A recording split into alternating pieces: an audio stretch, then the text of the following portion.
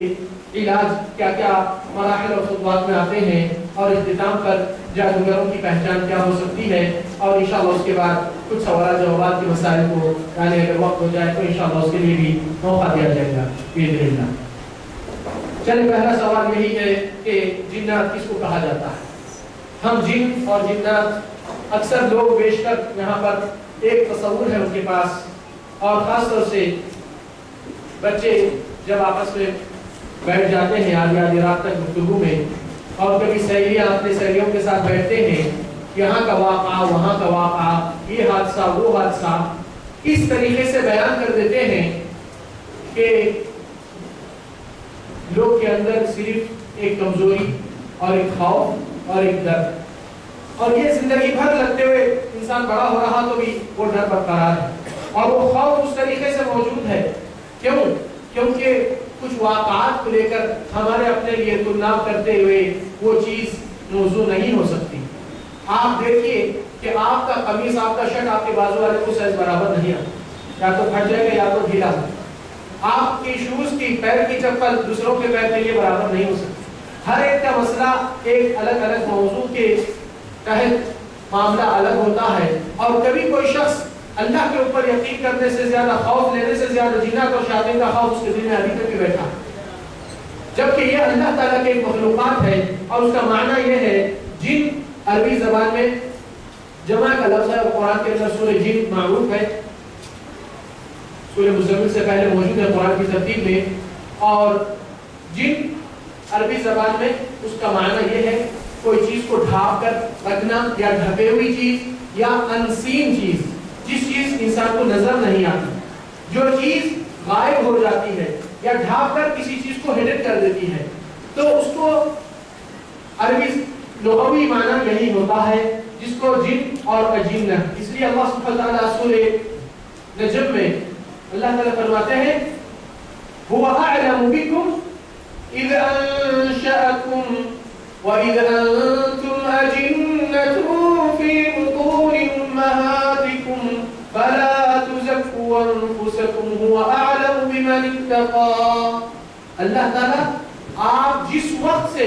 اپنے ماں کے پیٹ میں تھے، تو وہ ماں کے پیٹ کے بچے کو کیا کہا جاتا؟ جنین کہا جاتا عربی زبان۔ جنین مطلب جو غائب چیز ہے، جو ڈھانپا ہوا۔ اجنہ وَإِذْ أَنْتُمْ أَجِنَّةٌ، جس وقت تم لوگ جنین کی کیفیت میں تھے، اور اس کا جمع اجنہ ہے، اور جنات کا بھی جمع صیغہ جن ہے، اور جنی ایک کو کہا جاتا ہے۔ اور پھر اللہ سبحانہ وتعالی سورہ جن کی آیت نمبر 1 اور پورا سورہ کے اندر انہی کے بارے میں تذکرہ کرتے ہیں،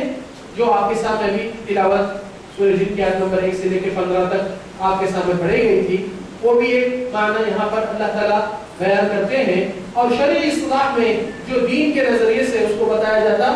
اہل علم بتاتے ہیں مخلوقات الناریہ، جیسا کہ اللہ تعالیٰ سورہ الرحمن میں فرماتے ہیں وَالْجَانَّ خَلَقْنَاهُ مِن مَّارِجٍ مِّن نَّارٍ، جنات کو ہم نے پیدا کیا خلقت ان کی آگ کی فلیم سے، یعنی آگ کے اوپر سے جو بھاپ جس طرح دکھتی ہے اس حصے سے آگ کے شعلے جو آخری کونے پہ باریک دکھتے ہیں، اس کو مارج من نار، اس کے طرف اللہ تعالیٰ اشارہ دیتے ہیں۔ تو جیسا کہ اللہ سبحانہ وتعالیٰ کی تخلیق آدم کی مٹی سے ہے، مگر بنیادی تخلیق جنات کی آگ سے ہی، اور اس بنیادی تخلیق کو اللہ تعالیٰ 1 سے 2-3 جگہوں پہ اس کا تذکرہ کیا ہے، جیسا کہ سورہ ہجر میں بھی اللہ تعالیٰ وَالْجَانَّ خَلَقْنَاهُ مِن قَبْلُ مِن نَارِ السَّمُومِ، تو یہ مخلوقات ناریہ ہے جس کو اللہ تعالیٰ نے پیدا کیا، اور ان کے اوپر بھی اللہ تعالیٰ شریعت کے احکام سے ان کے اوپر بھی دین اسلام کی اتباع کرنا، اور ان کے لیے قیامت کے دن حساب اور کتاب، سزا اور جزا دونوں بھی ان کے لیے موجود ہے۔ لہذا اللہ تعالیٰ سورہ ذاریات آیت نمبر 56 میں کیا فرمائے وَمَا خَلَقْتُ الْإِنسَ وَالْجِنَّ إِلَّا لِيَعْبُدُونَ، میں نے انسان اور جنات کو محض عبادت کے لیے پیدا کیا۔ اب رہا مسئلہ جب ان دونوں کے اوپر یہ تکلیف اور شریعت کی آ چکی ہے، اور سورہ رحمان میں اللہ تعالیٰ کتنے مرتبہ اس آیت کو دہراتے ہوئے آپ پڑھتے ہیں فَبِأَيِّ آلَاءِ ربكما تكذبان. عربی زبان میں صیغہ تثنیہ کہتے ہیں. یہ صیغہ تثنیہ صرف عربی زبان میں ملتی ہے, دوسرے زبانوں میں نہیں ہے گرامر کے حساب سے. وہ یہ ہے کہ جب ایک سے بات کرتے وہ سنگولر ہوتا, اگر دو ہو گئے تو دوسرے زبانوں میں تو جمع کا صیغہ دیا جاتا. اور اگر عربی زبان میں دو آدمی ہیں ان کے لیے ایک خاص صیغہ موجود ہے, انتما. تو یہاں پر اللہ تعالیٰ ایک ایک آیت اور ایک ایک نشانی سورہ رحمان میں پیش کرتے ہوئے فرما رہے ہیں اور سوال کر رہے ہیں, اے انسان اور جنات تم دونوں کن کن آیتوں کو اللہ کے جھٹلائیں گے,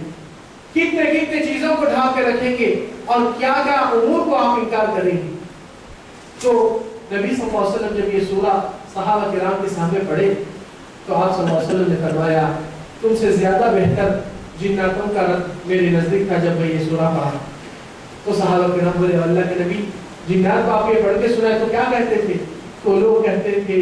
کہ جب بھی آیت آتی تھی کہ تم لوگ اللہ کے کن کن نعمتوں کو تم لوگ جھٹلاؤ گے, تو لوگ کہتے تھے لا نکذب بشیء من آلائک سبحانک ربنا, اے اللہ تیری ذات پاک ہے, کوئی چیز تو ذکر نہیں کیا یہاں پر الا ہم اس کو تسلیم کرتے ہیں اور کوئی چیز کو جھٹلانے اور انکار کرنے کی کوئی مجال ہی نہیں. تو یہاں پر ابراہیم علیہ السلام کا واقعہ اسی چیز کے تعلق سے ہے. فلما جن علیہ اللیل رأى کوكبا, جب ابراہیم کے اوپر رات کی تاریکی آ گئی تو اس وقت ستارے دکھنے لگے اور چاند نظر آیا, کیونکہ روشنی اندھیرے کے وقت زیادہ کھل کر نظر آتی ہے. تو اندھیرا جب ڈھانپ دیتا ہے تو اللہ تعالیٰ اس کو لفظ کو اس طریقے سے استعمال کیے فلما جن علیہ اللیل, کہ رات کے تاریکی میں وہ ڈھک گئے, ساری چیز ڈھل گئی, اس کے نیچے آ گئی تو کوئی چیز نظر نہیں آتی. تو اس کو جنات کا لفظی اور شرعی معنی کے سامنے تقریباً بیان کیا گیا. پھر یہاں پر جنات کا وجود تو قرآن کے آپ کے سامنے 2-3 آیات آئے, اور جتنے بھی دنیا کے مذاہب اقوام ہیں جنات کو کوئی بھی انکار نہیں کیا. صرف بہت چند یعنی ناعقل جو فلسفے کے اوپر زیادہ ڈیپینڈ ہو کے اپنے عقل کو لگاتے ہیں, صرف وہی لوگ کچھ یعنی پرسنٹ بھی نہیں ہے ان کا, وہ لوگ انکار کیے کہ جنات کا کوئی وجود نہیں. مگر تقریباً یہود و نصارہ ہر مذاہب میں جنوں کا اقرار ہے, مگر وہ لوگ جنوں کے ساتھ تعلقات اور ان کے رسم و رواجات اور طریقے جو اپنا لیے وہ مختلف ہیں. مگر ہماری امت کے اندر لوگ اس مسئلے پہ آ کے گڑبڑ کیے ہیں کہ جنات موجود ہے اور انسانوں کے ساتھ وہ لوگوں کا کوئی اثر نہیں ہوتا اور جنات انسان کو کوئی تکلیف نہیں دیتا. جتنے بھی چیزیں ہوتے ہیں وہ محض بیماریاں ہیں اور انسان کی نفسی بیماریوں کا کوئی علاج نہیں, اور اس طریقے سے وہموں کو بالکل ہی انسان کو نگریٹ کر دیتے ہیں کہ جنات کا انسان کے اوپر تسلط ہوتا ہے. اس بات کو شرعی نقطۂ نظر سے جب دیکھیں گے تو قرآن مجید کی آیت نمبر 275 سورہ بقرہ کے آپ کے سامنے آتی ہے, اور اللہ تعالیٰ سبحانہ وتعالی مثال دیتے ہیں اور مثال میں ایک چیز کو واضح طور پہ بیان کرتے ہیں. دیکھیں گے کیا مثال ہے اور اس کے اندر اللہ تعالیٰ کیا پروف کر رہے ہیں. سبحانہ وتعالی سود کھانے والوں کے بارے میں, سود لینا اور دینا, جو لوگ اس عمل کو عادی بنا چکے ہیں اپنی زندگی میں اور یہ اللہ تعالیٰ کے ساتھ جنگ لڑنے کے برابر قائم ہو جاتے ہیں, اور اللہ تعالیٰ اور اللہ کے رسول سے جنگ لڑنے کا اعلان اللہ تعالیٰ کر چکا ہے اسی سورہ میں. تو وہاں پر اللہ سبحانہ وتعالی قرآن مجید میں فرماتے ہیں الذين يأكلون الربا لا يقومون إلا كما يقوم الذي يتخبطه الشيطان من المس. قیامت کے روز حشر کے میدان میں